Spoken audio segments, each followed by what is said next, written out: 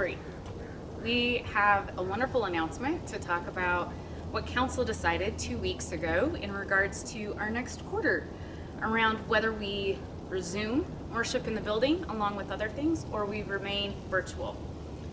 Council decided, since we have shifted back to a phase in safer at home, to stay virtual for the months of December, January, and February. And while this means that we will not get to be in person in the ways that we would love to be, we, as your staff here at Calvary, are continuing to find ways to connect with you, ways for you to celebrate the holidays, and we wanted to share some of that. So you're going to be hearing from Calvary staff in a couple of capacities. You're going to be hearing how you can still experience Christmas, or how our VIPs are still being reached out to and connected to.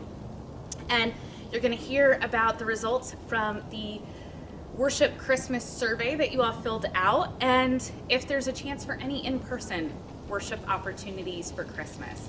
So we are here to give you as much information as we can and to remind you of all the ways that we are connecting with one another. I get to begin, and I just wanted to say thank you so much to our congregational care team leads. These are folks who are texting, emailing, writing notes, calling folks on their congregational care team to check in.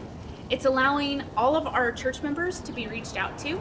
And I will say, if you have not had a call, email, text, some form of communication from your congregational care team lead, let me know. We're trying to find any gap that might be in our system, and we want to make sure you're getting reached out to.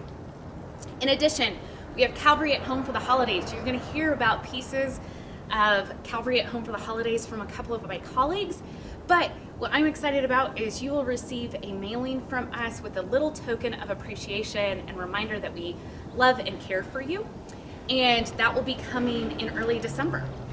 In addition, all of our faith formation opportunities are continuing. Groups are deciding how long they stay virtual, but most of them are continuing to keep with the schedule they have and continue finding meaningful ways for us to connect. If you're going, I'd love to connect to one of these, just email me and I will be sure to do so. Calvary, we are so grateful to you for your flexibility, you're willing to try new things, and for caring for one another. Thank you so much for loving each other so well during this difficult time. While we will be deeply saddened not to be with each other, I hope you are excited to hear from my colleagues ways that you will get to connect uniquely this particular December through February. Hi everyone, Pastor Alice here. I am here to go over those survey results with you. We sent out a worship survey about a week and a half ago, and we got about 98 responses, and I'm going to go over those results. First question was, would you attend a 30 to 40 minute Advent Lessons and Carols service in the sanctuary in December? 39 said yes, 57 said no. We also asked what day/time would you be most likely to attend. The majority said, 23 people said weekend midday, 18 said weekday evening, 14 said weekday midday, and 12 said weekend evening. Next question. On Christmas Eve, which service options are you most likely to attend? You could check more than one here. We had 31 check that they would attend a casual midday service in the parking lot. We had 66 say that they would attend a liturgical candlelight service live streamed from the sanctuary. 22 said that they would attend a virtual Christmas pageant. 23 said they would attend candlelight and communion service in the sanctuary. 5 had other comments, and some of those were, it depends. If COVID cases are on the downturn, they would attend. And because of our age, we're not comfortable gathering at this time. Next question is, what is your preference for Sunday morning worship with all the safety precautions and guidelines in place. 80 of you selected your preference to be virtual pre-recorded service. So continuing what we are doing now on YouTube.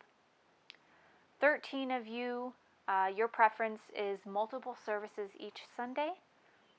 And 3 of you selected other, and a few comments. What about having a live service streamed from the sanctuary with no attendees? Whatever the staff thinks is best, and not willing to commit to either of those. Number 5 was the same question but for the gathering. So what's your preference for attending the gathering? 83 of you had virtual pre-recorded as your preference. 8 of you said multiple services each Sunday. And 5 of you said other, with answers like live stream with people in a live service, whatever the staff thinks is best. And a few of you marked that you don't attend that service. Question number 6, as the weather gets colder, would you attend a monthly worship service in the parking lot? 67 of you said no. 29 of you said yes. And final question on our survey. Which scenario do you feel comfortable returning to in-person indoor worship? All right. 9 of you checked that you were ready now with all the precautions and guidelines in place. 21 of you prefer to wait until you can sing and have lay leadership. 5 of you want to wait until we can have church school classes, childcare, fellowship hall, that sort of thing. 52 of you said you prefer to wait until there is a vaccine or a significant reduction in COVID-19 risk. 9 of you selected other, with some responses like enjoying the virtual worship experience, and I prefer whatever solution puts the least burden on the staff. Let's see. Honestly, open to whatever scenario or combination of these works best. First choice is in-person weekly parking lot services. Could we try option 1 for a few weeks? And somewhere between option 1 and option 4. Okay, so with these results in mind, for Christmas we are going to have a virtual liturgical communion and candlelight service and a virtual pageant.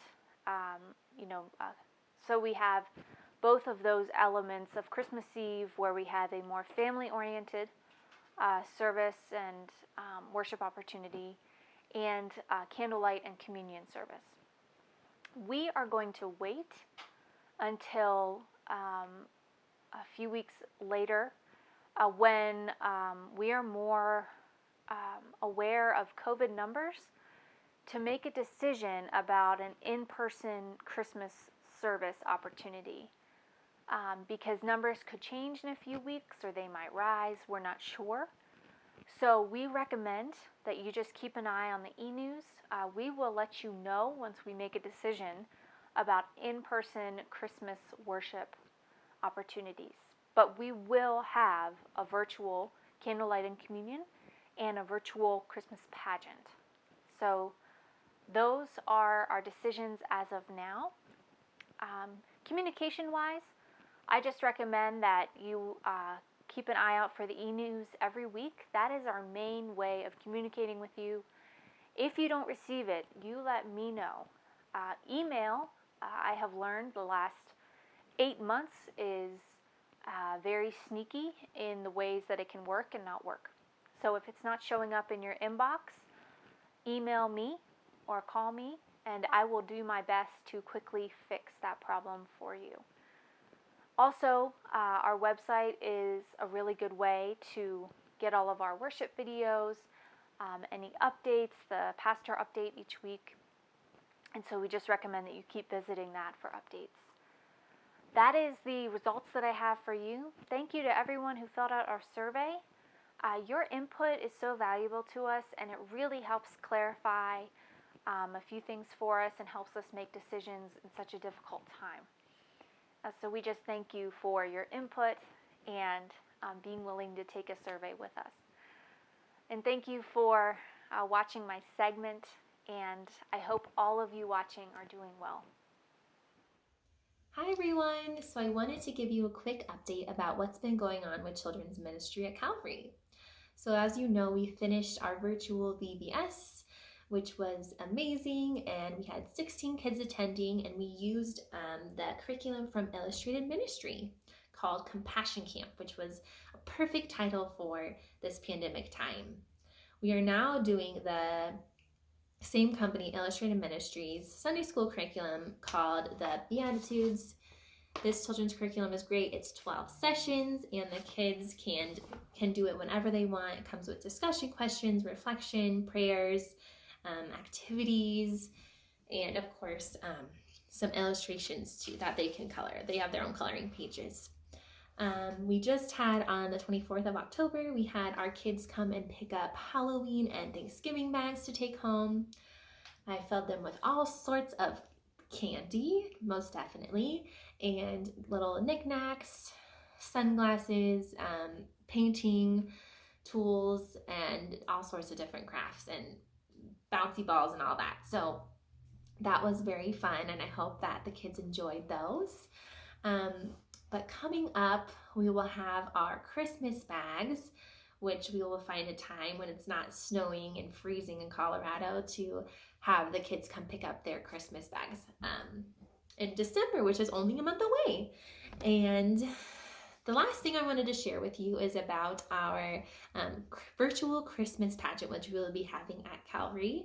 And it is also done by the Illustrated Ministry, which has just been a huge hit this year.